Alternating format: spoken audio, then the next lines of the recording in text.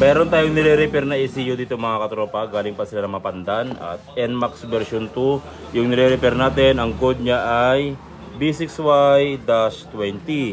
So anong nangyari dito mga katropa, pinaparimap niya sa iba to or pinapatulonan niya daw sa shop sa Mapandan. Anong nangyari, sinalpakan nila ng ignition coil ng pangkarburador. So pagsalpak ng ignition coil ng karburador, uminit yung kanyang ECU tapos nawala na yung kanyang kuryente. So sa ngayon, nirepair na natin siya mga katropa. Pwede nang gamitin ni boss yung kanyang ECU.